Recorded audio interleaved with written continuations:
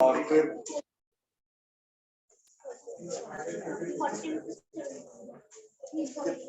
हो गए सारे न्यूमेरिकल्स, 4-5 बाकी है। ठीक है, कौन सा सम केटीजी के कौन सा सम बच्चे बेटा?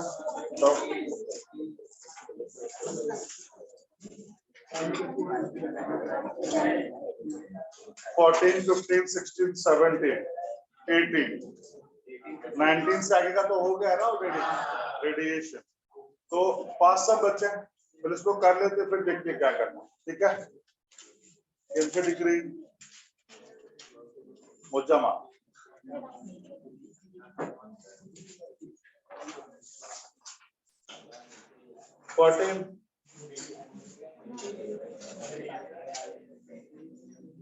14 सम देखो क्या बोलते हैं। Show that RMS velocity of an oxygen molecule is under root 2 times that of a sulfur dioxide molecule at STP. ये देखो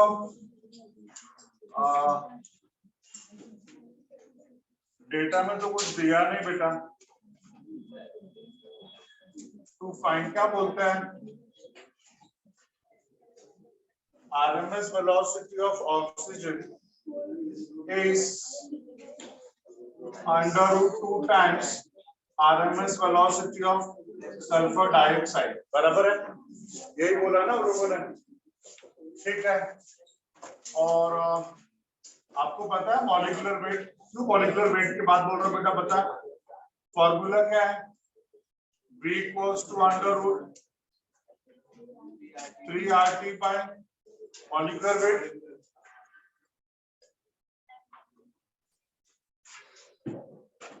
3 RT by मॉलिक्यूलर वेट। तो R तो सबके लिए सेम ही रहने वाला, सेम टेम्परेचर पे ही बोला तो टेम्परेचर भी सेम रहेगा, तो ये भी सेम रहेगा। मॉलिक्यूलर वेट चाहिए कि नहीं? What is molecular weight of oxygen? Molecular wait कितना है? सोच लो मेरा बच्चा।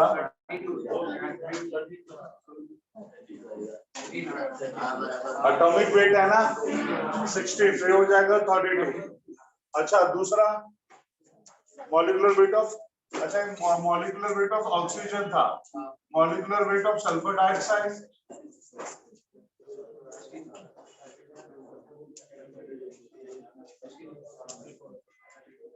बराबर है। तो क्या लिखेंगे कैलकुलेशन में?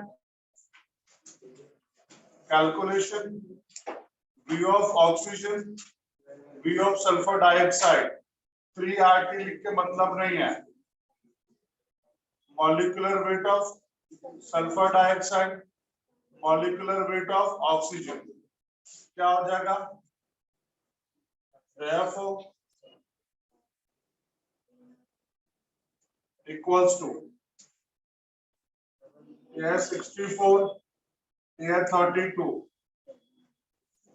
2/1। So VO under root 2 times sulfur dioxide। कुछ टेंशन, कोई दुविधा नहीं है। 15. At what temperature will oxygen molecule have the same RMS speed as helium molecule at STP? STP, ठीक है। At what temperature will oxygen molecule have the same RMS velocity as that of a helium? तो देखो उन लोगों ने उनके हिसाब से RMS velocity of oxygen, RMS velocity of helium, दोनों का वेलोसिटी सेम बोला उन लोगों ने, लिख दिया हम लोगों ने। मॉलिक्यूलर वेट ऑफ ऑक्सीजन और हीलियम दिया है। Molecular weight of oxygen 32, molecular weight of helium 4, और एसटीपी बोले तो स्टैंडर्ड टेम्परेचर पे कितना बेटा बोलो? स्टैंडर्ड बोले तो 0 0, तो क्या हो जाएगा? किसका स्टैंडर्ड है? ऑक्सीजन का कि हीलियम का? किसका स्टैंडर्ड बोलो बोलो?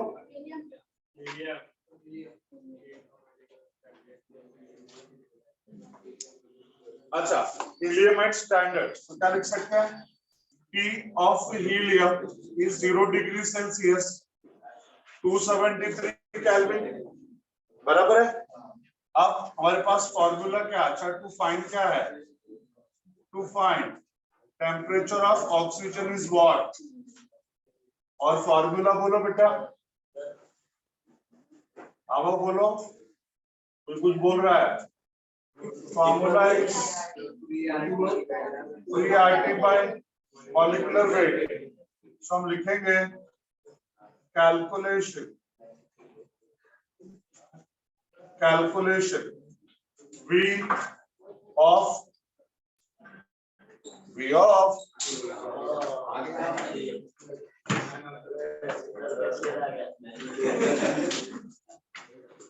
V of oxygen,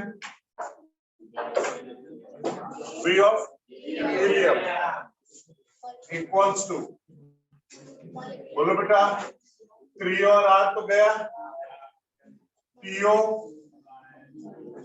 THE, molecular weight of helium, inverse variation है ना, मॉलिक्यूलर वेट ऑफ ऑक्सीजन, ये दोनों सेम करने की बात कर रहे हैं, बोले सेम रहेगा तो 1:1।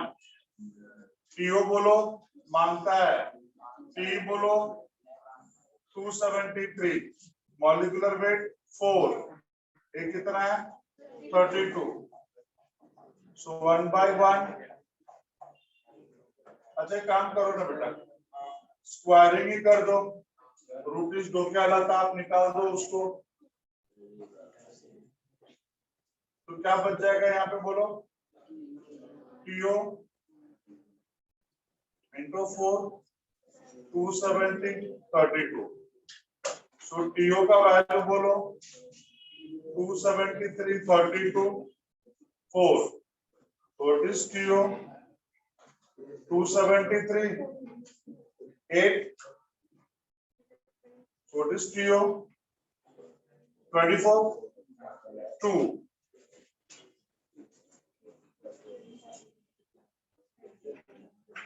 2184 Kelvin, H, आगे बढ़े, अभी नहीं लिख सकते बेटा, छाप लो। क्या बोलता है? ऐसा काम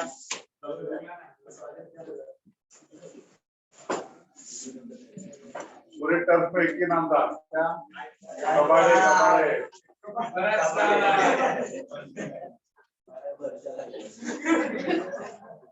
अरे नाले तो आए भी नहीं थे वो लोग, वो चार तो सारे दिखा था उधर पीछे जाके बैठ, तो आगे आगे आ गया, लास्ट कोने वाला, तेरा बाजू वाला, रेड वाला, सब चलो इधर आगे चलो, चला जरा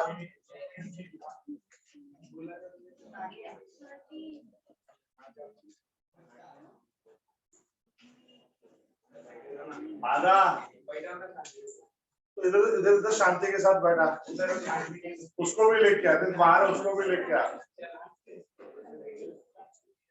रेड कोना पकड़,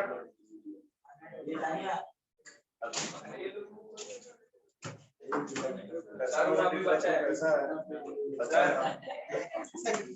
इसको भी बुलाओ, किसको? रेड वाला,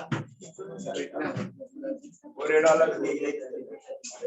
अरे सारे ले तो चल, तो कोई लिखेगा क्या साइबेशन कितना रब किया ना, इधर भी रब किया नालेक में, विकास लूटा हुआ इंसान, जब है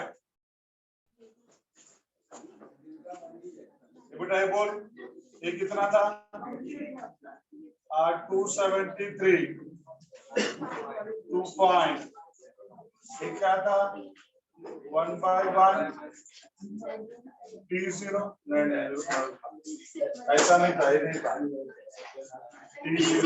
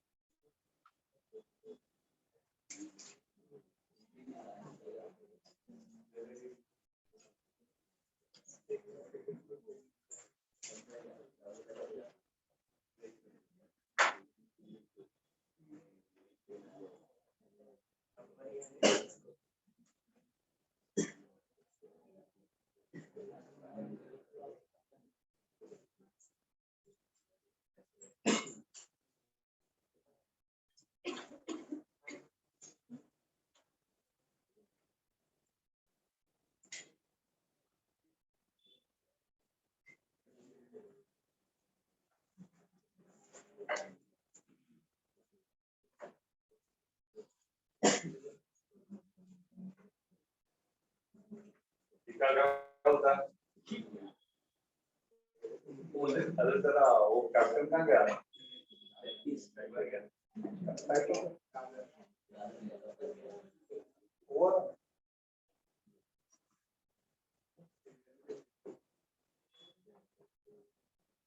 उसके आधे जान तो क्रिकेट में बस के सब क्रिकेट में वैसे हो जाएगा।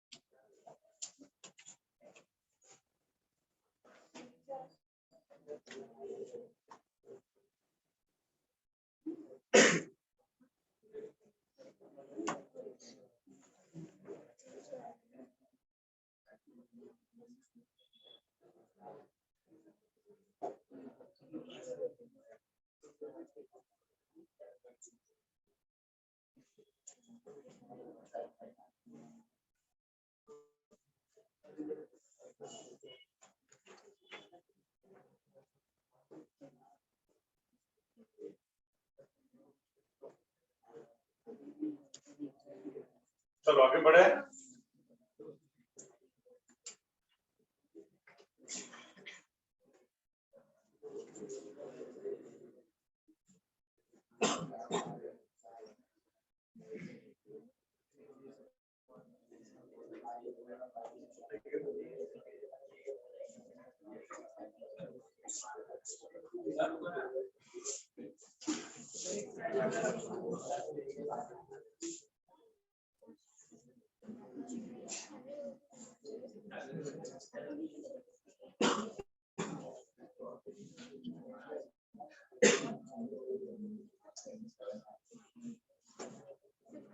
Last 1 minute.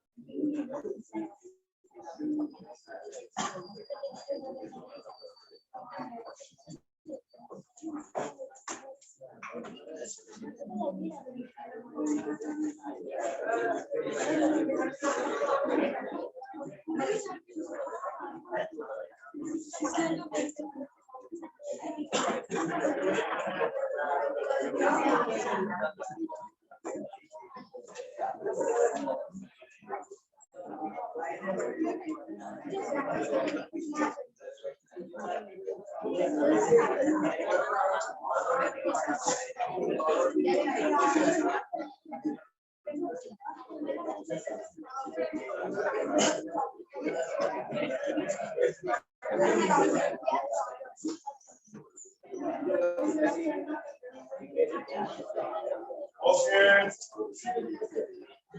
Okay. Sum number 16. देखो क्या बोलते हैं सम नंबर 16 में,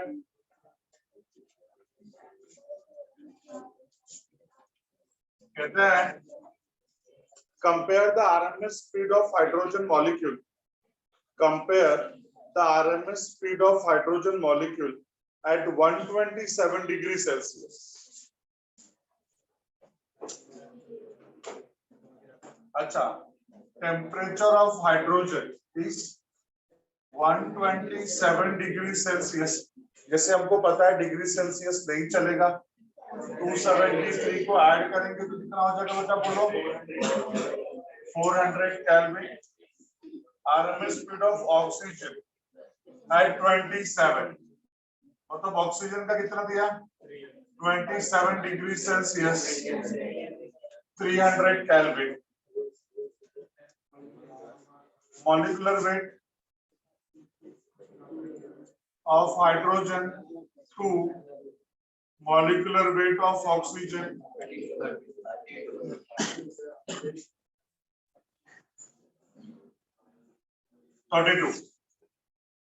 कंपेयर बोले तो रेशियो, कंपेयर बोले तो रेशियो, तो molecular weight of oxygen, molecular weight of hydrogen, molecular weight of hydrogen is what. ठीक है, फॉर्मूला क्या है, मॉलिक्यूलर वेट का 3RT बाय mw. कैलकुलेशन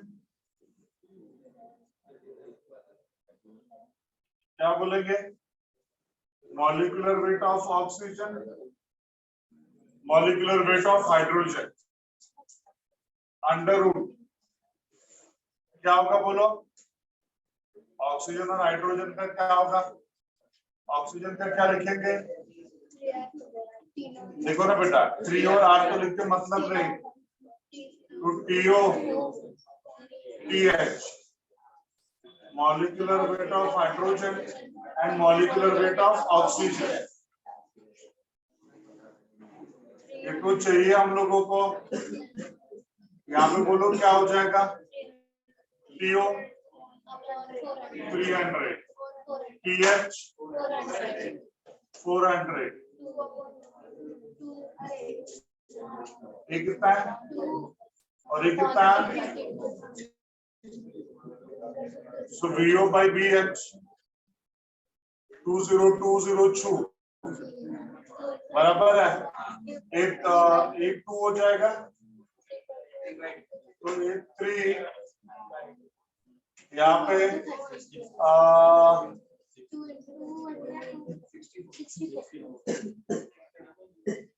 64, उसको और क्या लिख सकते हैं अपन, अंडर रूट 3/8 ये हो गया हमारा, ये पूछा ना, रेशियो पूछा था ना। नेक्स्ट, अच्छा पहला हाइड्रोजन है, क्या फर्क पड़ता है, लिख दो ना बेटा। पहला hydrogen oxygen 8/√3। Next 78, find kinetic energy of 5 liter of gas at STP given standard pressure is this much. अच्छा, काइनेटिक एनर्जी चाहिए, सीधा डेटा में वो लोगों ने हमें 5 लीटर दिया है। 5 लीटर क्या है बेटा, बोलो, वॉल्यूम है। 5 लीटर वॉल्यूम है, तो यहाँ पे वॉल्यूम बोले तो 5 लीटर, लीटर का कन्वर्जन फैक्टर है 10⁻³ मीटर क्यूब। चाहिए तो लिख लेना किधर साइड में, देखो 1 लीटर इज 10⁻³ मीटर क्यूब। जानना नहीं चाहोगे क्यों 10⁻³ 10⁻³ का मतलब होता है 10⁻⁻1 इंटू 10⁻⁻1 इंटू 10⁻⁻1। उसको मैं लिख सकता हूँ 0.1 मीटर, 0.1 मीटर इंटू 0.1 मीटर। इसको मैं ऐसा भी तो बोल सकता हूँ 10 centimetre into 10 centimetre into 10 centimetre. मतलब मैं ऐसा बॉक्स बनाऊं जिसका लेंथ भी 10 सेंटीमीटर है, ब्रेड्थ भी 10 सेंटीमीटर है और हाइट भी 10 सेंटीमीटर है। उसको किसी भी लिक्विड से फिल करूंगा, उसमें कितना लिक्विड आएगा, 1 लीटर। तो 1 लीटर का मतलब है बेटा, ठीक है। तो ये हो गया कन्वर्जन लीटर से मीटर क्यूब में। और pressure they have given, what is the pressure, 1.013 into 10⁵ Pascal. They want kinetic energy. To find kinetic energy, formula बोलो बेटा, kinetic energy is equals to 3/2 PV, 3/2 PV, 3/2 घर का है, P दिया है, V दिया है, वैल्यूज रख दो, आंसर आ जाएगा बेटा, ठीक है। इतना छाप लो, फिर 18th वाला सम करता है। फैन चालू कर दो बेटा।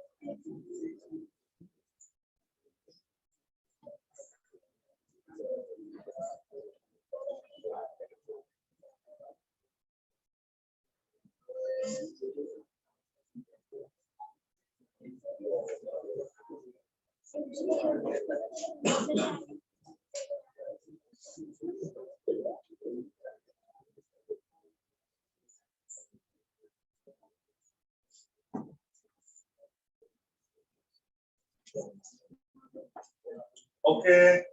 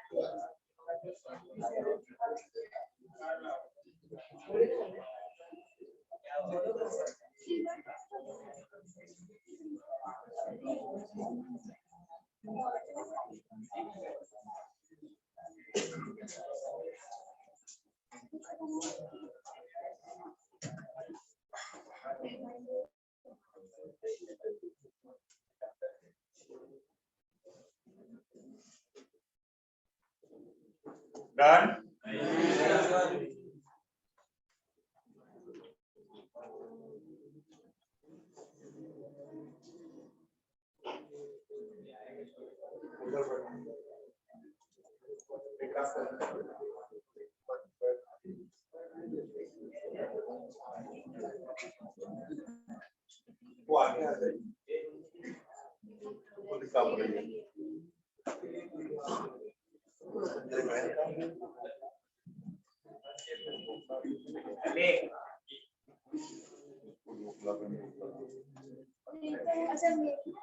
नाम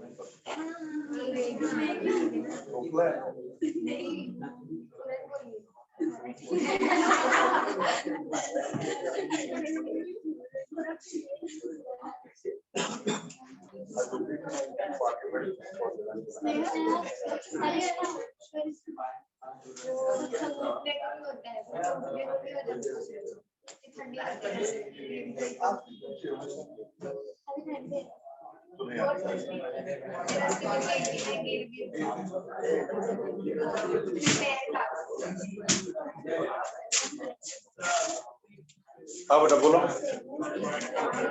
हो गया बेटा बोलो 70 पॉइंट पॉइंट है 0.7 दिया 7.7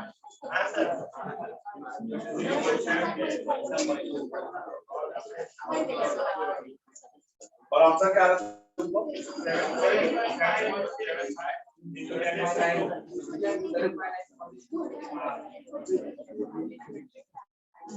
सुना छोटे 3/2 is volume is 5 into 10 power minus 3 बराबर है। ये हो जाएगा 1.5। ये तो 1 ही मान के चलो बेटा। ये 5 10 पावर 2 तो 7.5 into 10 power 2 ही आएगा बराबर है। अपना बराबर आ रहा है, इनका गलत है। नए बुक में कुछ चेंजेस दिया है क्या? चेक कर लो एक बार।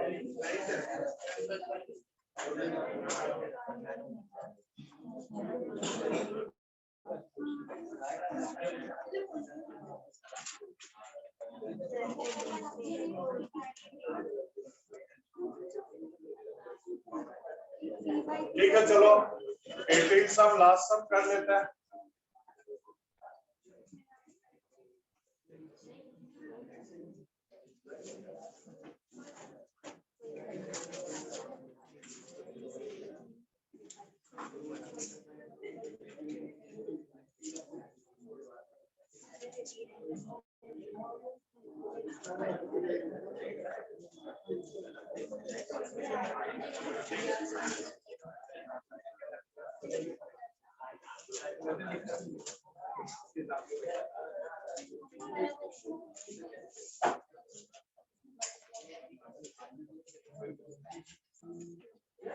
चलो यहाँ देखो 18 sum calculate the average molecular kinetic energy।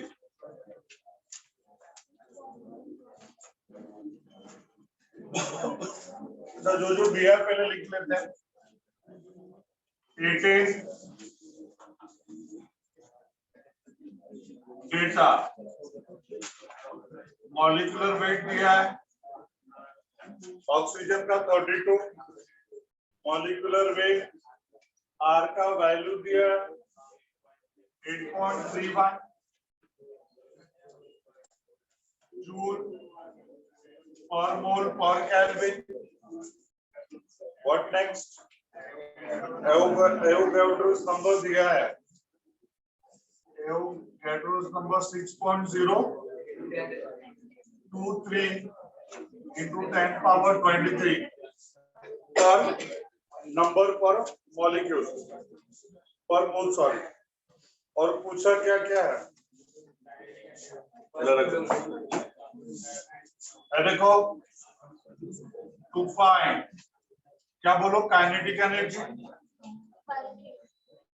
Kinetic energy पर किलोमोल। दूसरा काइनेटिक एनर्जी पर केजी, काइनेटिक एनर्जी पर मॉलिक्यूल। मॉलिक्यूल बस इतना है ना? यही 3 पूछा। चलो जरा देखो ध्यान से कैलकुलेशन। मैं बोलूंगा काइनेटिक एनर्जी पर मोल। पर मोल क्या था फॉर्मूला? 3/2 RT। यही था ना? 3/2 RT। अच्छा टेम्परेचर क्या बोला उन लोगों ने?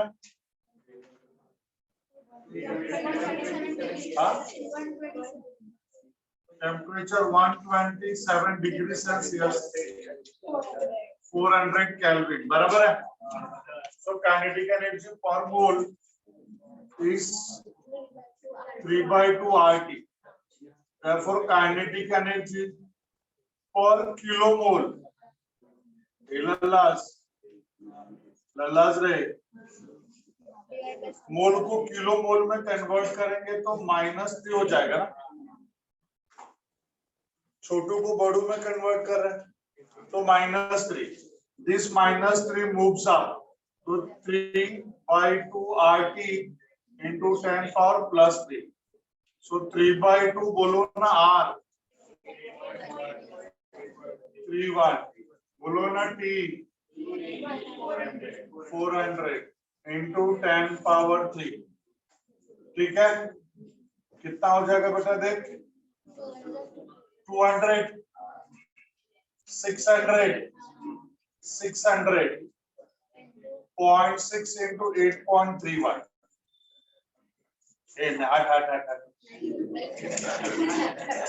ए देख 200, 600, 600 मतलब 6, 8.31, 10 power 5. अब उसको मल्टीप्लाई कर लो, जो आएगा दैट जूल पर किलो। दूसरा क्या बोला बेटा, बोलो kinetic energy per unit mass कितना होता है, काइनेटिक एनर्जी पर केजी पर मास कितना होता है, 3/2 मॉलिक्यूलर वेट। तो 3/2 RT molecular weight, so 3/2 8.31 into 10 raised to कुछ नहीं, ये है 400 और मॉलिक्यूलर वेट इज 32। तो ये कितना हो गया, 200, 600, 6, 8.31, 32 into 10 power 2। सॉल्व कर लो, जो आएगा तुम्हारा आंसर। और काइनेटिक एनर्जी पर मॉलिक्यूल 3/2 RT ना हट 3/2 KT, KB नहीं है तो 3/2 R/NA T, वही KT था ना, ठीक है, तुम लोगों ने बोला था तो पहले वही लिखते। 3/2 KT, फिर K का वैल्यू क्या होगा, R/NA T, तो ये 3, 8.31, T है 400, 82 है 6.023 into 10 power 23। उसको सॉल्व कर लो, जो आएगा तुम्हारा बराबर है। कम ऑन इंडिया, अभी कभी सॉल्व करके खत्म करो।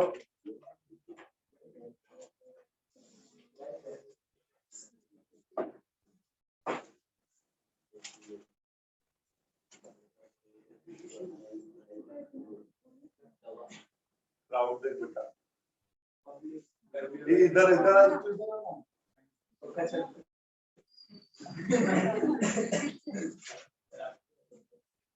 ठीक है ना, आज छुट्टी इधर आ जाओ। अच्छा उसको भी लेके आ जाओ, तुम दोनों आ जाओ, आ जाओ।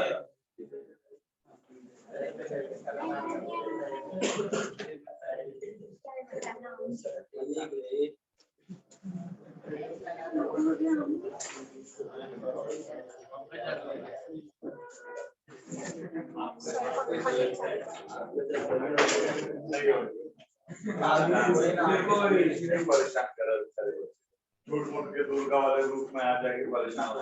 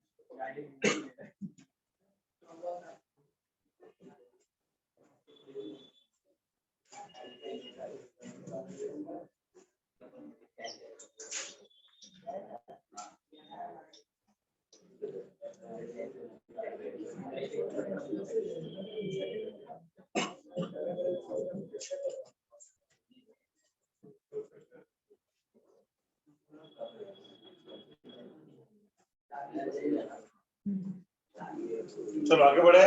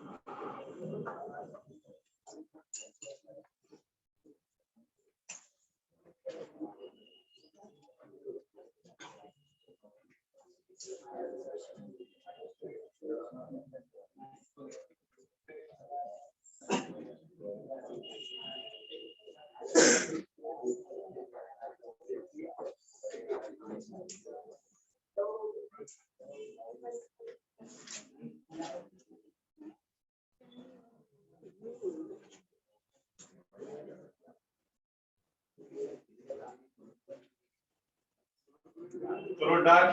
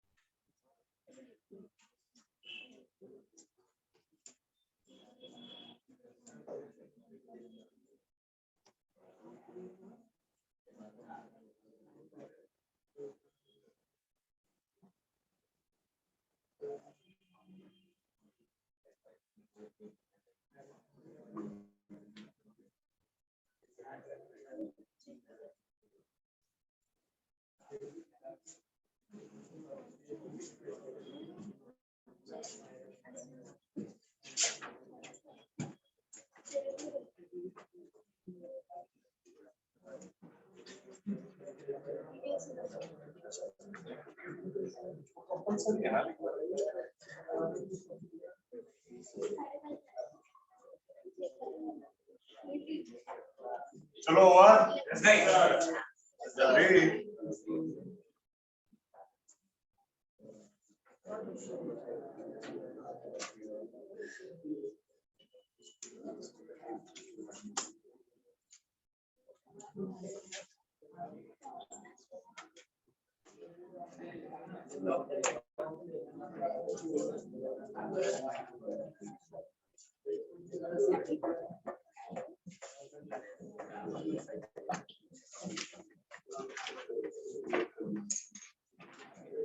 उसमें से भी बहुत सारा पार्ट रिलेटेड है। चेक कर लो क्या क्या डिलीटेड है।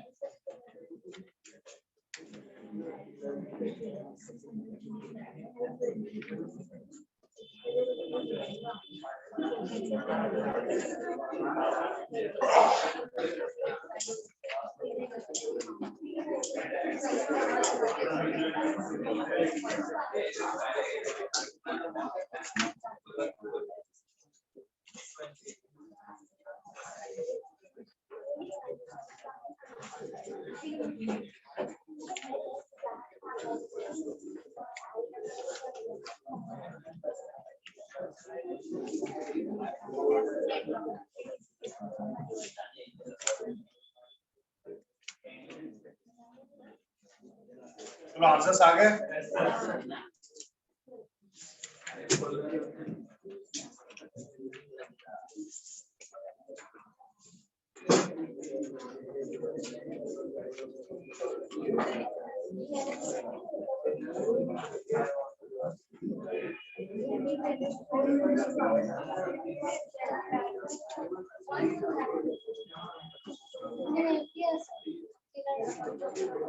सीधा डायोड नहीं है, बाकी सब है ना।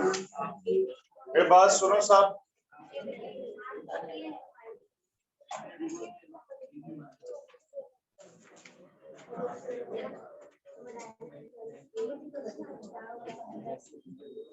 सब सुन रहे क्या?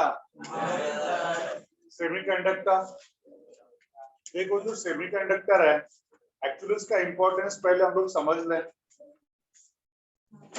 तुम लोगों को पहला मोबाइल याद है? पहले का मोबाइल, नया नया मोबाइल आया था मोटोरोला, इतना बड़ा बेटा, अपना जो ये रहता है ना वॉकी टॉकी, उतना बड़ा आता था, उतना बड़े साइज का आता था। इवन पहले का जो कंप्यूटर वगैरह देखोगे बेटा वो भी काफी बड़ा रहता था। उसका उसका रीजन क्या है? उसका रीजन क्या है? उसका रीजन ऐसा ना बेटा, पहले बात सुनो रे पीछे वालों, सुनो जरा ध्यान से। वो सारे ना वैक्यूम डिवाइसेस थे, जो छोटे छोटे पार्ट्स होते हैं ना बेटा, वो सब वैक्यूम डिवाइसेस थे। तो वैक्यूम डिवाइसेस में क्या हो जाएगा कि भाई पहले वैक्यूम क्रिएट करना पड़ेगा, उसके लिए स्पेस लगेगा कि नहीं, तो सारे इंटीग्रेटेड छोटे छोटे छोटे छोटे छोटे मिला के असेंबल करेंगे। सबका साइज ही बड़ा बड़ा बड़ा है तो उसका साइज तो बड़ा हो ही जाएगा। फिर बाद में ना ये सेमीकंडक्टर डिवाइसेस आ गए बेटा, इनको ना ओपन डिवाइसेस बोलते हैं, ओपन सर्किट डिवाइसेस इनको बोलते हैं हम लोग। इसके लिए वैक्यूम की जरूरत नहीं होती, तो इनका साइज जब वैक्यूम आ गया तो साइज कम होने लगा। जब सारे छोटे छोटे एलिमेंट्स का साइज अगर कम है तो उनको असेंबल करेंगे तो नेट साइज भी तो कम ही हो जाएगा।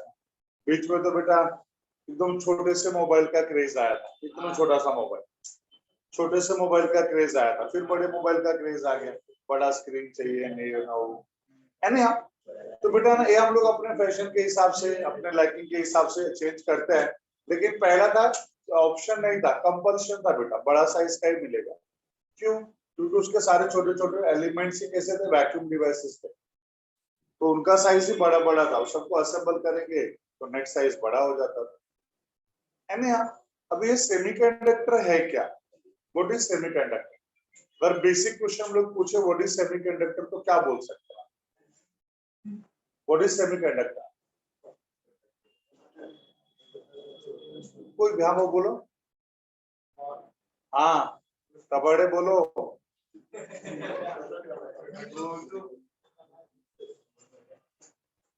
नहीं क्या? चलो यहाँ देखो,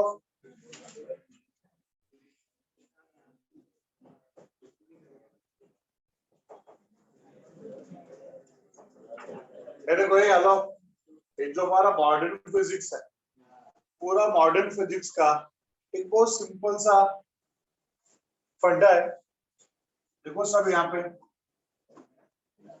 ये हम लोगों ने 9th स्टैंडर्ड में पढ़ा था, एटम स्ट्रक्चर याद आ रहा है? उसमें हम लोगों ने क्या पढ़ा था? ये हमारा न्यूक्लियस, न्यूक्लियस इसके अंदर जो रहते हैं न्यूक्लियॉन्स, उस न्यूक्लियॉन्स में दो लोग हैं, प्रोटॉन्स, न्यूट्रॉन्स, प्रोटॉन्स, न्यूट्रॉन्स, इन न्यूक्लियस, इन न्यूक्लियॉन्स। और जो हमारे इलेक्ट्रॉन्स रहते हैं वो सर्कुलर ऑर्बिट में रिवॉल्व होते रहते हैं। अब कौन से ऑर्बिट में कितने इलेक्ट्रॉन होंगे उसका तो हमारे पास फॉर्मूला है, 2n स्क्वायर, उसके हिसाब से उसमें अलग अलग नंबर ऑफ इलेक्ट्रॉन्स होता है। देखो अभी ये जो इलेक्ट्रॉन्स है, ये जो इलेक्ट्रॉन्स है ये तो फील्ड में है ना, फील्ड बोले तो, फील्ड बोले तो जहां पे फोर्स होगा। अब फोर्स चार तरह के हैं, या ग्रेविटेशनल फोर्स होगा, इलेक्ट्रिक फोर्स होगा, मैग्नेटिक फोर्स होगा, या इलेक्ट्रोमैग्नेटिक फोर्स होगा, यही होगा ना बेटा। अभी यहाँ पे ये जो इलेक्ट्रॉन है उसके अंदर काइनेटिक एनर्जी भी और पोटेंशियल एनर्जी भी।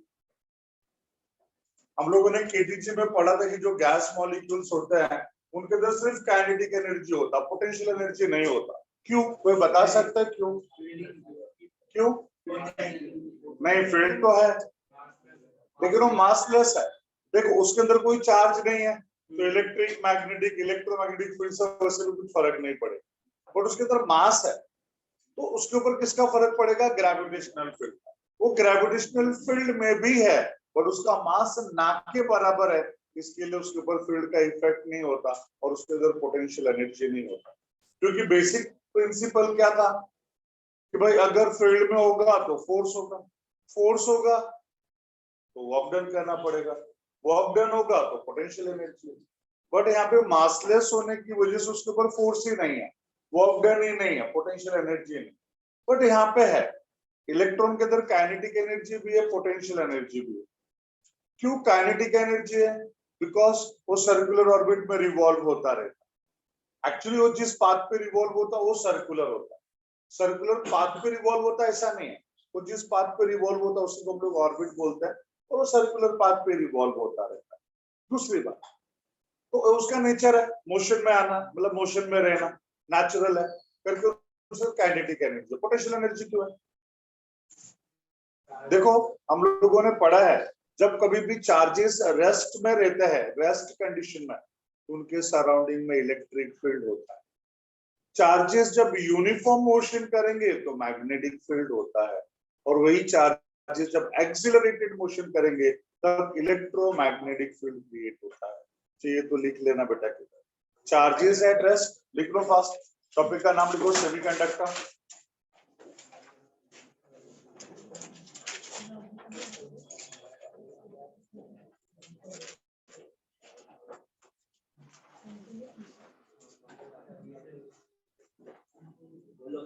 Write down charges at rest.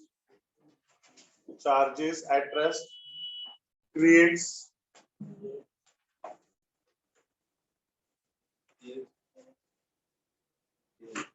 electric field. Charges at rest creates electric field. Charges at rest creates electric field.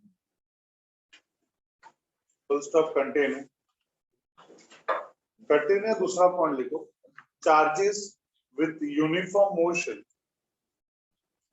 charges with uniform motion creates magnetic field.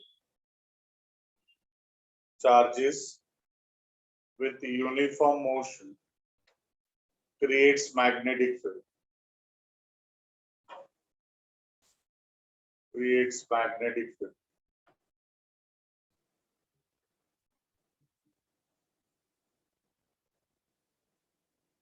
And अगला, charges with accelerated motion. Charges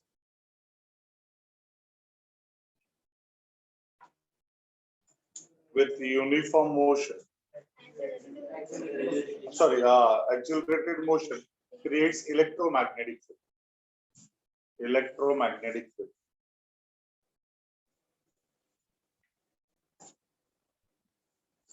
अब यहां देखो, ये जो हमारे protons हैं, जो इस न्यूक्लियस के अंदर है रेस्ट कंडीशन में, तो प्रोटॉन के ऊपर भी चार्ज होता है। कितना चार्ज होता है बेटा? एक प्रोटॉन पे प्लस 1.6 इंटू 10⁻⁻19 कूलम, और एक इलेक्ट्रॉन पे माइनस 1.6 इंटू 10⁻⁻19 कूलम।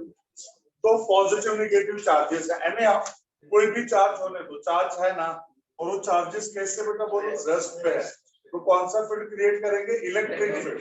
तो यहाँ पे इलेक्ट्रिक फील्ड क्रिएट होगा, और उस इलेक्ट्रिक फील्ड में अगर दूसरे चार्ज को लेके आएंगे, बोले फिर वो कोई भी चार्ज होने दो, उसको तो फोर्स एक्सपीरियंस होगा ही ना।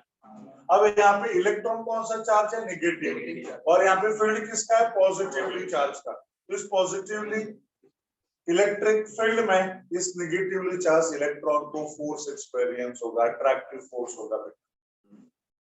क्या होगा? Attractive force. क्योंकि फोर्स है तो वर्क डन है, वर्क डन है पोटेंशियल एनर्जी है। क्योंकि वो इलेक्ट्रिक फील्ड में इसके लिए पोटेंशियल एनर्जी है, मोशन में उसके लिए काइनेटिक एनर्जी है। मेरा बात सबको समझे? क्योंकि काइनेटिक पोटेंशियल दोनों इसके लिए, उसको तो टोटल एनर्जी है। और जब आदमी के अंदर एनर्जी आएगा तो क्या करेगा? चुप बैठा रहेगा, सोया रहेगा, कुछ ना कुछ उछल कूद तो मचाता रहेगा इधर उधर, शांति से तो नहीं बैठ सकता। तो वही चीज यहाँ पर भी है, जब इसके अंदर एनर्जी है तो शांति से नहीं बैठने वाला। क्या करेगा? यहाँ से हायर एनर्जी लेवल पे जंप करने का कोशिश करेगा। ये जितने भी ऑर्बिट्स है ना बेटा, this all orbits are different energy levels. सबके अपने अंदर अलग अलग एनर्जी लेवल है। वो एटम स्ट्रक्चर जब अमोल सर पढ़ाएंगे, जो भी पढ़ाएगा, तो बेटा आपको पता चलेगा। सर उसमें ना एनर्जी लेवल डायग्राम ड्रॉ करके देखे, Lyman series, Balmer series, Paschen series, Brackett series, point series. तो भाई इसका सबका सब अलग अलग का अलग अलग एनर्जी लेवल है, तो सबका यहाँ पे अलग अलग एनर्जी लेवल है। और उससे भी देखो, एक positively charge electric field negatively charge electron को अट्रैक्ट करेगा, और ये इस लोअर एनर्जी लेवल से हायर एनर्जी लेवल पे जाने का कोशिश करेगा। कोशिश ही नहीं करेगा, जाएगा भी। एक्चुअली क्या होगा ना, वो जा नहीं पाएगा। क्यों नहीं जा पाएगा? एनर्जी की वजह से जाना चाहता है, but electrostatic force of attraction उसको खींच के रखा है, जा नहीं पाता। लेकिन जब कभी भी उसको बाहर से एनर्जी मिलेगी बेटा, बाहर से एनर्जी मिलेगी, एक्सेस एनर्जी मिलेगी बेटा,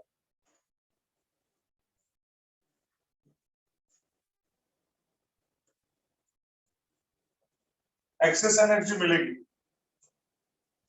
तो अब उसके पास एक्स्ट्रा एनर्जी आ गई। इस इलेक्ट्रोस्टैटिक फोर्स ऑफ अट्रैक्शन को ओवरकम करके वो नेक्स्ट एनर्जी लेवल या उसके एनर्जी लेवल या उसके मतलब जितना एनर्जी मिलेगा उस एनर्जी लेवल पे क्या हो जाएगा? जंप हो जाएगा। लेकिन बेटे वो सब वहां पे जाके ना सेटल नहीं होते, वहां से जाके फिर वापस आते, और वापस आते समय जो भी एनर्जी था उनके अंदर, उस एनर्जी को क्या करते हैं? रिलीज करते, और उसको हम लोग स्पेक्ट्रम के फॉर्म में देख पाते हैं। गेटिंग में दिस? ये जो हमारा एलईडी है इसी पे तो वर्क करता है, हमारा एलईडी इसी पे वर्क करता है। एनी अपन डिस्कस करने वाले इलेक्ट्रॉन आएगा ही एलईडी हम लोगों को बात है। फिलहाल ये सबको समझा। आप लोगों को सारे बाहर से कौन सी एनर्जी मिलती है? बाहर से उनको लाइट एनर्जी मिल जाएगा, बाहर से उनको हीट एनर्जी मिल जाएगा, बाहर से उनको मैकेनिकल एनर्जी मिल जाएगा। कोई भी एनर्जी मिलने दो बेटा। अरे हमको भूख लगी है, 2-4 दिन से खाना नहीं खाया, बॉडी में एनर्जी नहीं है, अरे क्या फर्क पड़ता है चावल दाल रोटी सब्जी खाएंगे कि थाई फूड खाएंगे कि जंक फूड खाएंगे कि फ्रूट्स खाएंगे कि कुछ भी खाएंगे, एनर्जी तो हमको मिलने ही वाली है ना बेटा। तो वही चीज है, उनको हायर एनर्जी लेवल पे जाने के लिए एनर्जी चाहिए। उनको क्या फर्क पड़ता है, वो एनर्जी उनको लाइट से मिलेगा, हीट से मिलेगा, मैकेनिकल मिलेगा, गेटिंग में रिस्क, तो वो एनर्जी मिलेगा दे विल चार्ज। लेकिन जब कभी भी एनर्जी लाइट के फॉर्म में उनको मिलेगा तो देख क्या होगा, यहाँ वाला जंप होके यहाँ पे, यहाँ वाला जंप होके यहाँ पे, यहाँ वाला जंप होके यहाँ पे, और यहाँ पे जो ऑलरेडी आउटर मोस्ट ऑर्बिट में उसे तो बाहर ही निकल जाएगा। और उस इलेक्ट्रॉन के एमिशन को हम लोग बोलेंगे फोटो इलेक्ट्रिक एमिशन। कब? जब लाइट एनर्जी आएगा। तो यहाँ पे जो इलेक्ट्रॉन्स का एमिशन होगा उसको क्या बोलेंगे? Photo electric emission. जो इलेक्ट्रॉन्स मूव हो रहे हैं, motion of electrons forms current, उस करंट को हम लोग बोलेंगे फोटो इलेक्ट्रिक करंट। अगर लाइट आया तो हीट एनर्जी देंगे तो उसको हम लोग बोलेंगे थर्मियोनिक एमिशन। क्या बोलेंगे? Thermionic emission. तो बेटा इस तरह से कोई भी एनर्जी उनको मिले तो दे विल चार्ज। देख हमारा रियल लाइफ भी तो यही है ना, हमारा रियल लाइफ भी तो यही है ना। इस मुंबई को लोग मायापुरी बोलते हैं, मायापुरी, माया नगरी मायापुरी। अरे पूरी भी तो इगतपुरी, फलानेपुरी। सुन ना, पहले ना एक मैगजीन भी निकल रहा था मायापुरी के नाम से। मतलब कैसा है बेटा पता है कि मुंबई ने कितने सारे लोगों को कहां से कहां पहुंचा दिया बेटा। इधर कुछ तो एक मैजिक है इस मुंबई के नगर में। सोच, वर्ल्ड के कोने कोने से लोग यहाँ पर आते हैं और रातों रात स्टार बन जाते हैं। ऐसा भी हो जाता है ना बेटा, कितने सारे लोग हैं, देख उनको ऑल ऑफ द सडन कुछ एक ऐसा आया जूम हो गया।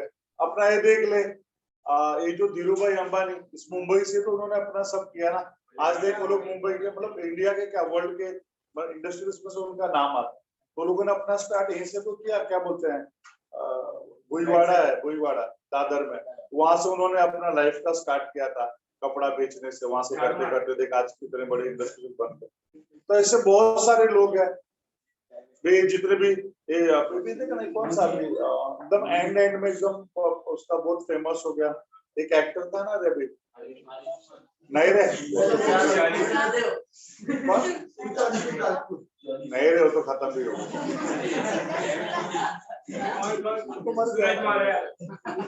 अरे मुस्लिम है ना तो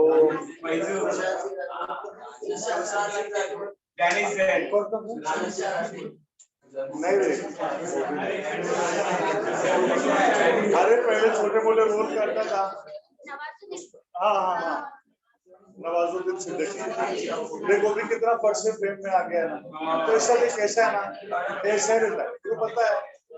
वो जो पता मतलब कॉमेडी करता था वो राजपाल यादव बेटा, कैसा ना अभी वो भी यादव मैं भी यादव, तो हमारा एक समाज है यादव समाज। एक और मिला था बेटा ना, ऐसा हम समाज में मिला तो उससे क्या बोला था पता है, मुंबई में मेरी पहली रात कहाँ बीती थी, बोरीवली स्टेशन पे मच्छरों के साथ। और सोच वहां से आज इतना बड़ा पैसे वाला हो गया ना, तो यूपी में भी एक पॉलिटिकल पार्टी स्टार्ट करने वाला। तो सोच बेटा ना, मतलब मुंबई ने उसको कितना दे दिया। और ऐसे बहुत सारे लोग हैं जिनको हम सब जानते भी नहीं है। मैं यहाँ पे ना देख, मैं इस एग्जाम्पल क्यों ऐसा दे रहा हूँ, देख हमारा रियल लाइफ में ऐसा ही होता है। इस मुंबई में लोग आते हैं गांव से छोटा सा बैग लेके, खाने के भी वादे रहते हैं, इधर तो झोपड़े उपड़े में जाके रहते हैं, थोड़ा सा पैसा कमाते हैं, एनी हाउ सर्वाइव करते हैं। थोड़ा थोड़ा पैसा बचा के फिर वहां से चौल में जाते हैं, चौल से बिल्डिंग में जाते हैं, बड़े फ्लैट में जाते हैं, फिर बंगलो में जाते हैं, रो हाउस में जाते हैं, फिर खुद की बिल्डिंग बनाते हैं, उसके ऊपर हेलीपैड भी बनाते हैं। तो कैसा है ना बेटा, मेरी बात सुनना, यही से करते हैं ना, स्टेप बाय स्टेप जाते हैं ना, स्टेप बाय स्टेप जाते हैं ना। तो देख यहाँ मेरी बात सुन, कैसे कैसा है, अभी हम लोग जो पैसा कमाते हैं,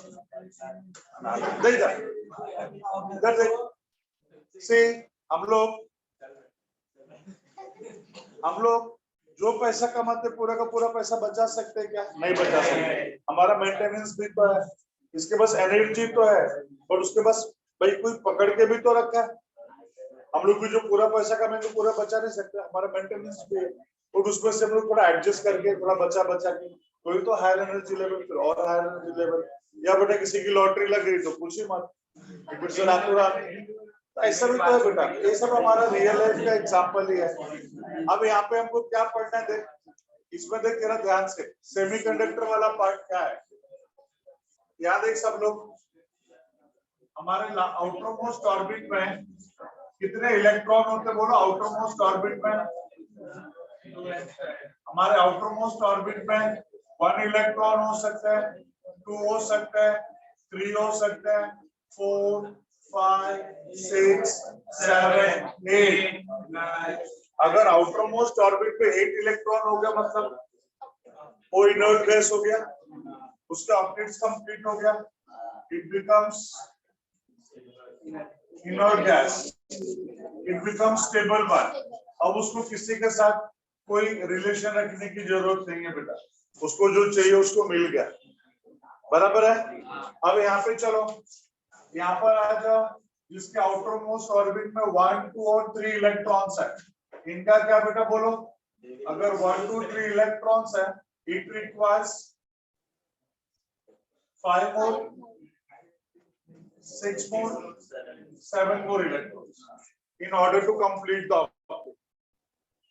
अब इनके पास दो ऑप्शन है, या तो ये लोग 1 2 3 इलेक्ट्रॉन्स को लूज कर देंगे, या 5 6 7 इलेक्ट्रॉन्स को गेन कर लेंगे, बराबर है।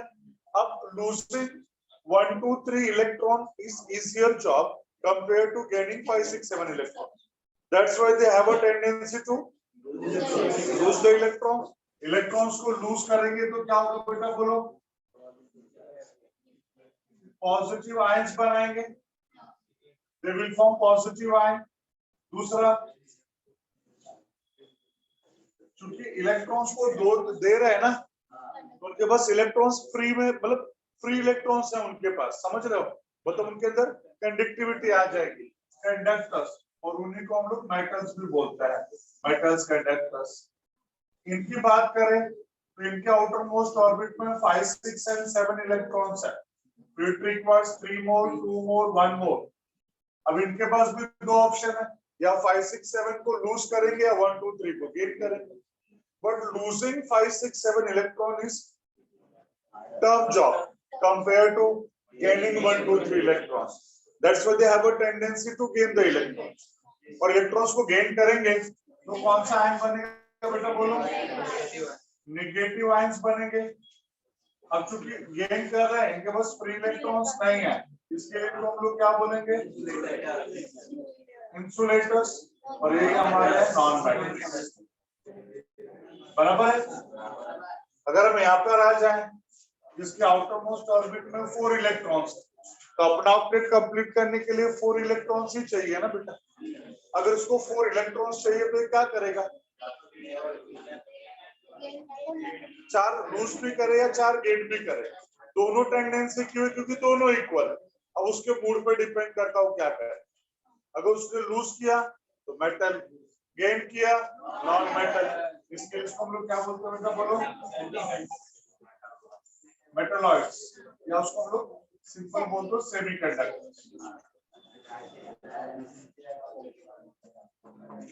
तो अगर सिंपली पूछना व्हाट इज सेमीकंडक्टर, तो बोल सकते हैं a substance whose conductivity lies between metals and non-metals, a conductors or insulators, उसी को हम लोग बोलते हैं semiconductor. a substance conductivity lies between conductors and insulators is called semiconductor, बराबर है। अब इसके बेसिस पे फिर इसको लिख लो, छाप लो, फिर इसके बेसिस पे हम लोग एनर्जी लेवल डायग्राम ड्रॉ करते हैं। कम ऑन,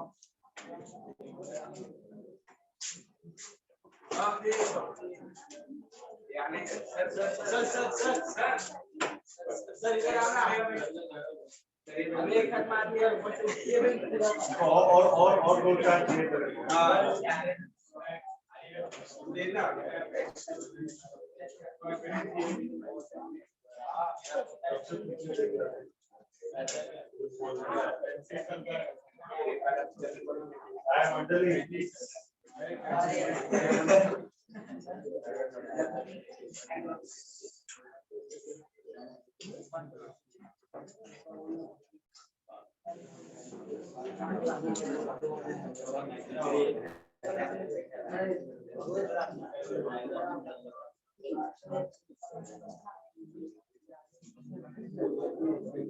लिखेगा भी नहीं ना नाले कितना ज्यादा हो गया ना, लिख के थक गया ना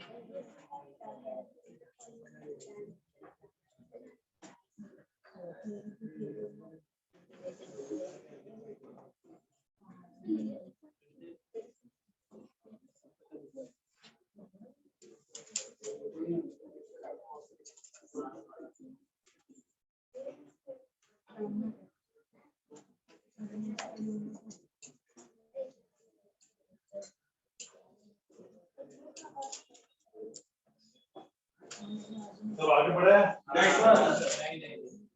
जल्दी।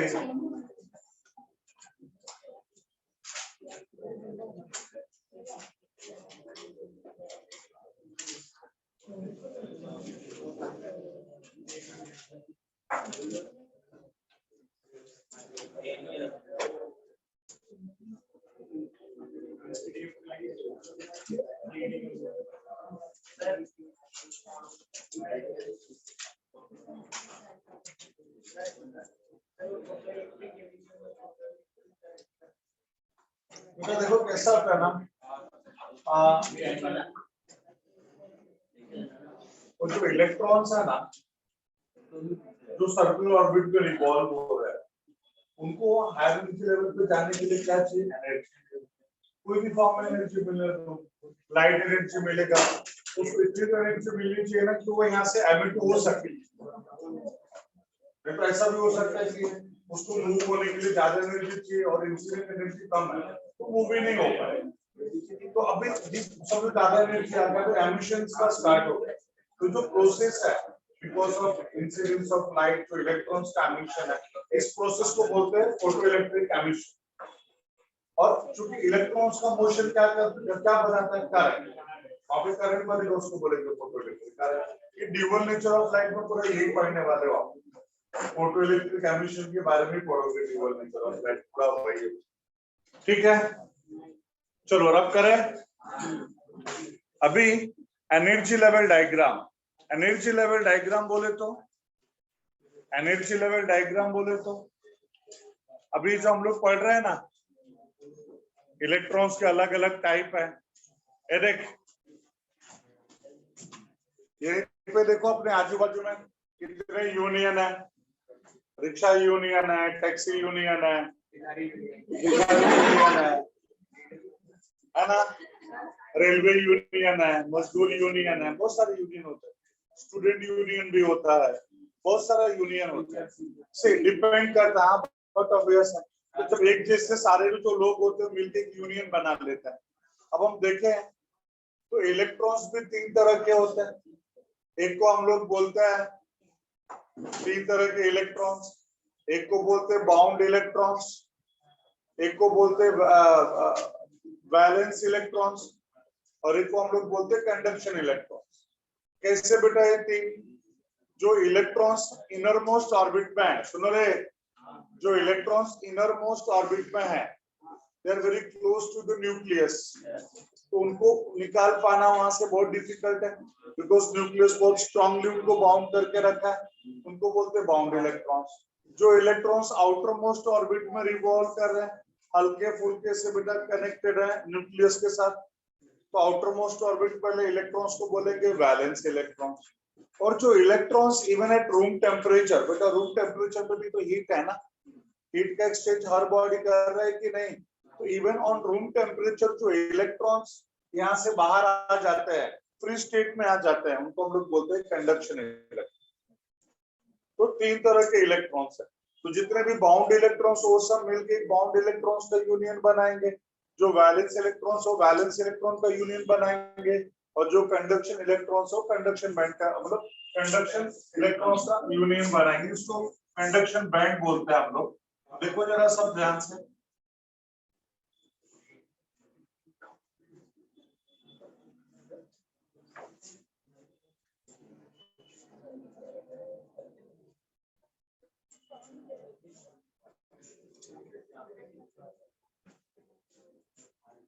यार देखो सब, अभी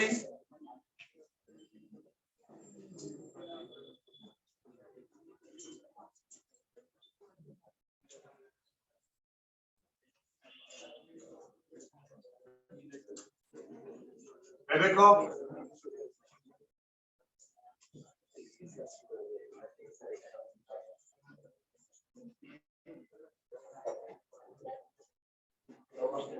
ये क्या बेटा बोलो, इसको बोलते हैं वैलेंस बैंड, इसको क्या बोलता है? Conduction band. वैलेंस बैंड का जो एनर्जी है उसको हम लोग बोल सकते हैं ईवी, कंडक्शन बैंड का जो एनर्जी है ईसी, और दोनों का जो गैप है इसको हम बोलते हैं forbidden gap. What is forbidden gap? Forbidden gap का मतलब क्या होता है? फॉरबिडन गैप का मतलब होता है ना जहां पे कोई नहीं हो, उसको बोलते हैं फॉरबिडन गैप। इलेक्ट्रॉन्स यहाँ से निकलेंगे तो सीधा कंडक्शन बैंड में पहुंचे, और कंडक्शन बैंड से डाउन आएंगे तो सीधा कहां पे आएंगे? Valence band. तो वो रीजन है जहाँ पे कोई नहीं आता जाता, रिफ्यूज जिसको बोलते हैं, रिफ्यूज एरिया, वहां पे कोई नहीं बेटा, तो वो फॉरबिडन गैप है। और वो फॉरबिडन गैप क्या है? Eg, that is EC minus EB। इसका एनर्जी लेवल, इसका एनर्जी लेवल, इसमें से इसको माइनस करेंगे तो हमारा क्या होता है? फॉरबिडन गैप का एनर्जी। मेरा बात सबको समझा?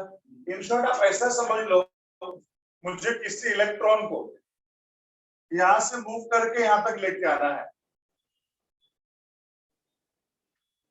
तो क्या करना पड़ेगा? एनर्जी देना पड़ेगा, तभी तो यहाँ से यहाँ पे जंप हो पाएगा। क्या इंसुलेटर में से करंट नहीं फ्लो हो सकते?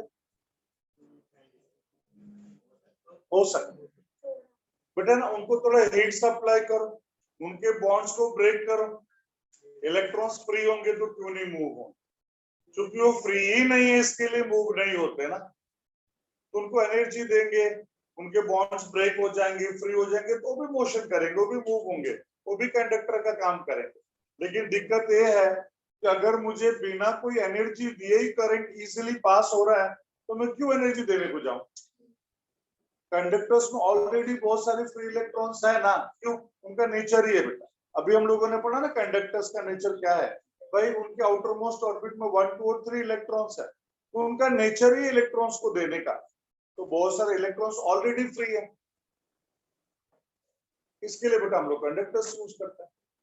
बाकी इंसुलेटर में से भी करंट फ्लो कर सकते हैं। तो इससे यहाँ पर भी बेटा अगर मुझे किसी इलेक्ट्रॉन को यहाँ से यहाँ पे भेजना है तो डेफिनेटली उसको एनर्जी देनी पड़ेगी, तो वो यहाँ से यहाँ तक जंप करेगा, यहाँ पे पहुंचेगा। और कितनी एनर्जी देनी पड़ेगी? जितना इस गैप का एनर्जी है उतनी एनर्जी देनी पड़ेगी, तो बीच में रह जाएगा, जा ही नहीं पाएगा। चलो ये हो गया हमारा इन जनरल फॉर इंसुलेटर। ये कैसा हो जाएगा इंसुलेटर के लिए?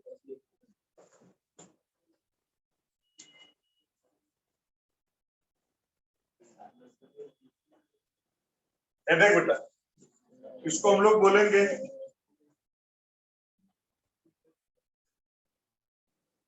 कंप्लीटली फिल्ड वीबी। एक क्या है? Empty CV.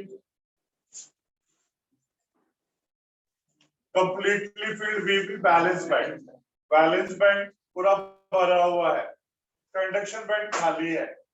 काय को? इंसुलेटर है ना, और इंसुलेटर का काम क्या है बोलो? इलेक्ट्रॉन्स को गेन कर लेना, लूज करने का नहीं। तो यहाँ पे कोई फ्री इलेक्ट्रॉन्स ही नहीं है, तो कंडक्शन बैंड में कोई है ही नहीं, इसके लिए एम्प्टी है। और यहाँ पे भर भर के इलेक्ट्रॉन्स है, क्यों? वो सबको क्या कर रहा है? गेन कर रहा है। तो बेटा कैसे है? कोई करोड़पति है और कोई रोडपति है, तो डिफरेंस बहुत बड़ा हो गया ना। कोई करोड़पति और किसी के पास 80 लाख है, डिफरेंस कम है ना। पॉइंट समझ में आ रहा बेटा? तो यहाँ पे इसके पास बहुत है, इसके पास कुछ भी नहीं है, दगड़ू है, भिखारी है। गैप बढ़ गया कि नहीं? तो यहाँ पे जो फॉरबिडन गैप है वो बढ़ जाएगा बेटा। लार्ज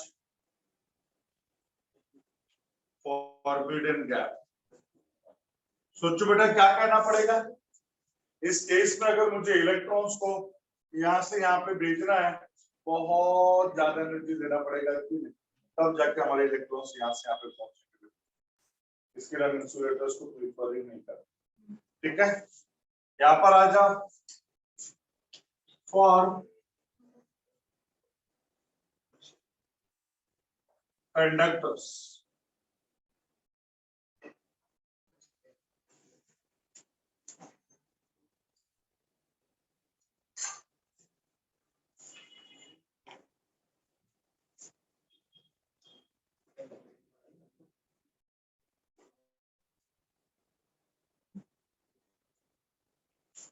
जो रेड वाला है ये है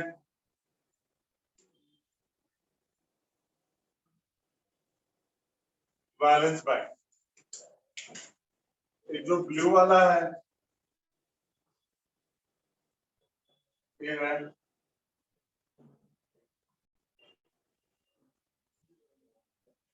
कंडक्शन बैंड और ये है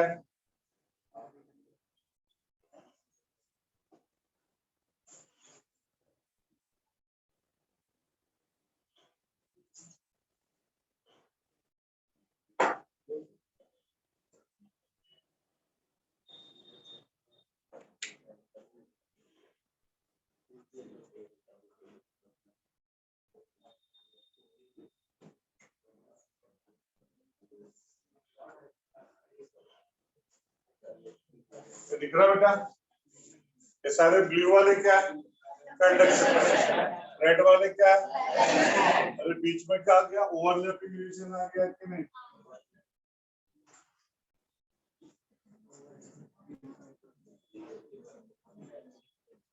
मतलब in the case of conductors valence band तो जाने दो, कंडक्शन बैंड जिसकी वजह से हमारा कंडक्शन होता है भरा पड़ा है, और जो वैलेंस बैंड में electrons I mean outermost orbit में इलेक्ट्रॉन्स है they are ready to be free, कोई गैप ही नहीं है उनके बीच में। मतलब कंडक्शन को बैलेंस बैंड में लेके जाने के लिए हमें कुछ देने की जरूरत ही नहीं है, वो अपने आप से जाते रहेंगे, तो कोई गैप नहीं है ना बेटा। देखो यहाँ पे गैप्स है, वहां पे गैप है क्या नहीं, कहते हैं तो ये हमारा हो गया फॉर कंडक्टर्स एंड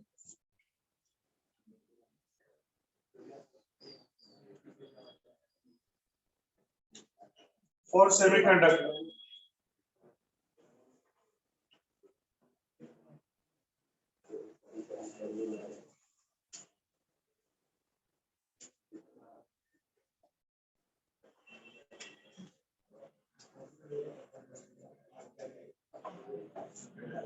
ठीक है,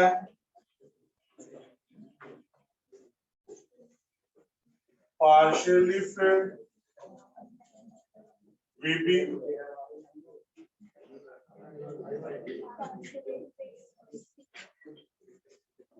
CB, इसकी वजह से स्मॉल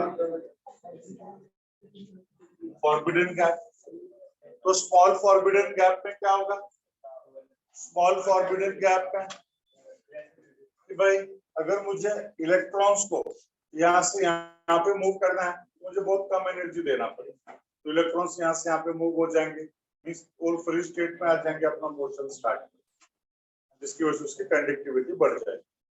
मतलब कैसे बेटा देख, ये हम लोगों ने क्या बेसिस पे लिखा, यहाँ पे जो बनाया था ना मैंने उसके बेसिस पे तो लिखा ना, यहाँ पे क्यों दोनों में पार्शियली पार्शियली बोलो, क्योंकि बेटा इसके आउटर मोस्ट ऑर्बिट में 4 इलेक्ट्रॉन्स है, दोनों भी टेंडेंसी है, लेने की भी टेंडेंसी है देने की भी टेंडेंसी है, इसके लिए ऐसा यहाँ पे देने की टेंडेंसी है, जो रूम टेम्परेचर में फ्री में है और जो आउटर मोस्ट ऑर्बिट में वो भी बस they are ready to donate, यहाँ पे गेट करने की टेंडेंसी है, यहाँ पे तो भर भर के यहाँ पे कोई है नहीं, बट से क्या बढ़ गया बेटा, यहाँ पे दोनों जगह पे है, एक और पति है तो उसके भी तो 70-80 लाख है, डिफरेंस कम हो गया, यहाँ पे क्या बढ़ गया, तो इंजेक्ट लगे। ठीक है, इसको पहले लिख लो, फिर मैं इसमें एलईडी एक्सप्लेन करता हूँ क्या आएगा। कम ऑन,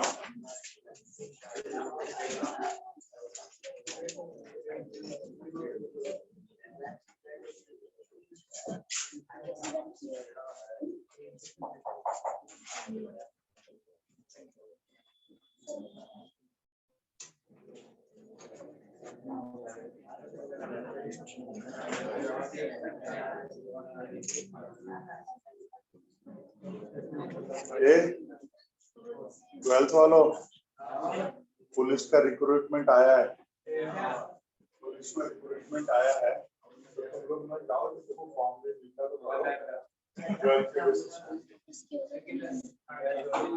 12th के बेसिस पे पुलिस का रिक्रूटमेंट आया है।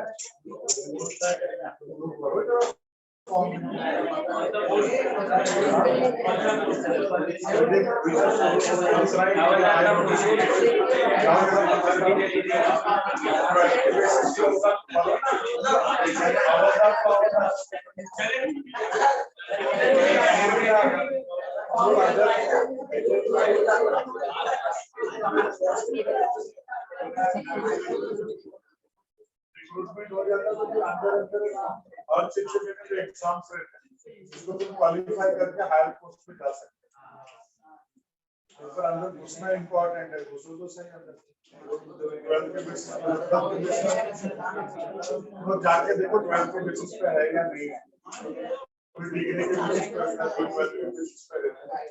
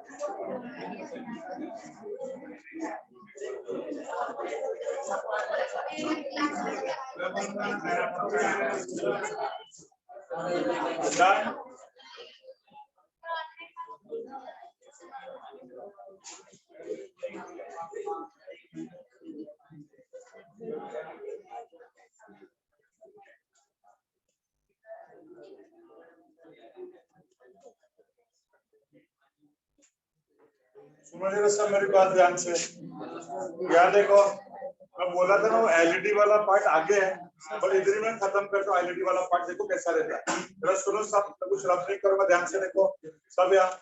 इससे पता है सब कौन से डिवाइसेस हैं? Semiconductor devices. एलईडी बोले तो लाइट एमिटिंग डायोड, एलईडी बोले तो लाइट एमिटिंग डायोड।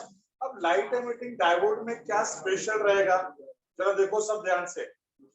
अभी थोड़ी देर पहले मैंने बताया हम जब कभी भी एनर्जी देंगे वैलेंस इलेक्ट्रॉन्स को, तो उस एनर्जी को लेके क्या करने वाले बेटा बोलो, they will jump to the conduction band, और उस कंडक्शन बैंड में जाके वहां पे स्टेबल होंगे क्या, नहीं, वहां से रिटर्न आएंगे। जब वहां से रिटर्न आएंगे तो फिर वैलेंस बैंड में आ जाएंगे। लेकिन जब कंडक्शन बैंड से जंप करेंगे और वैलेंस बैंड में आएंगे तो इसके बीच में वो लोग क्या करने वाले बेटा बोलो, एनर्जी रिलीज करने वाले हैं, एनर्जी रिलीज करने वाले हैं। और वो जो रिलीज्ड एनर्जी है वो हमें दिखाई देनी चाहिए बेटा, वो रिलीज्ड एनर्जी हमें दिखाई देनी चाहिए। अभी हमको पता है कि बहुत सारे अलग अलग एनर्जी लेवल्स हैं। जैसे अगर हम इलेक्ट्रोमैग्नेटिक वेव की बात करें तो कितने इलेक्ट्रोमैग्नेटिक वेव्स हैं, gamma rays, X rays, UV rays, infra, sorry visible, infra, micro radio, 7।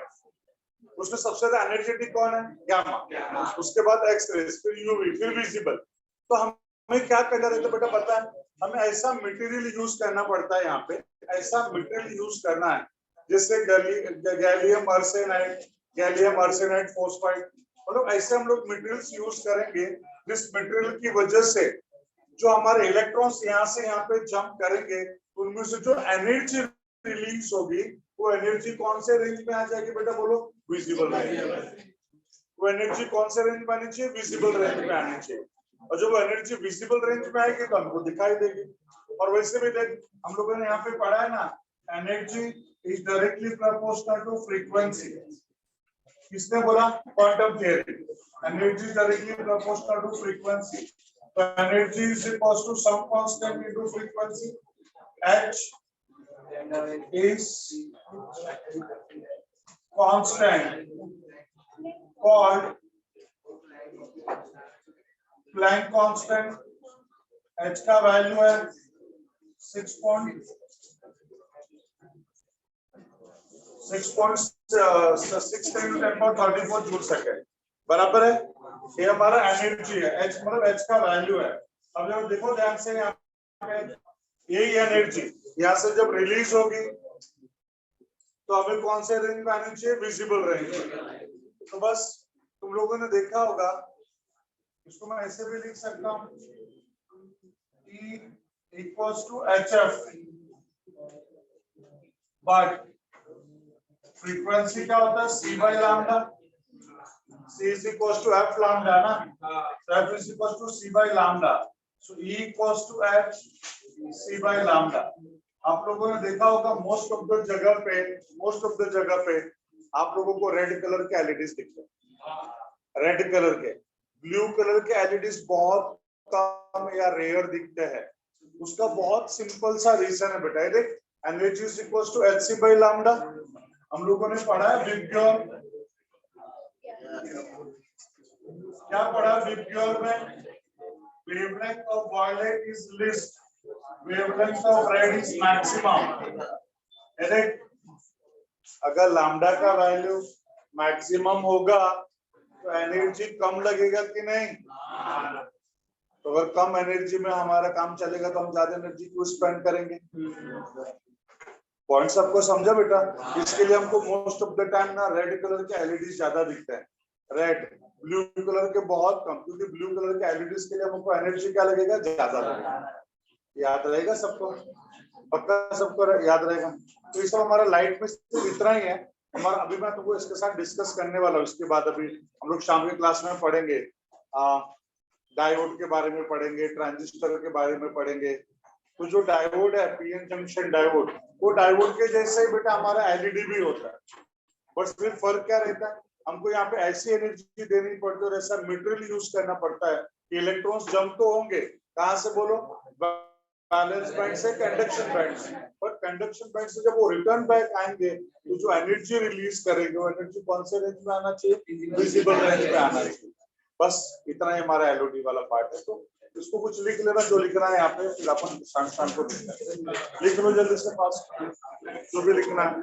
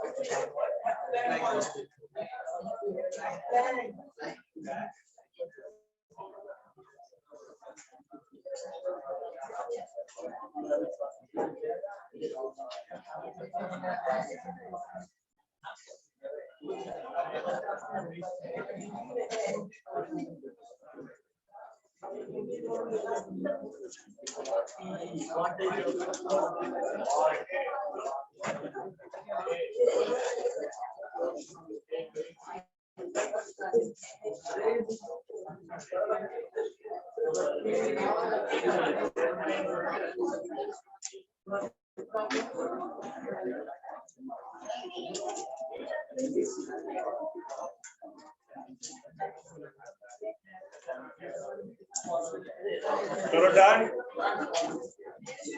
Bye everyone. See you in the evening.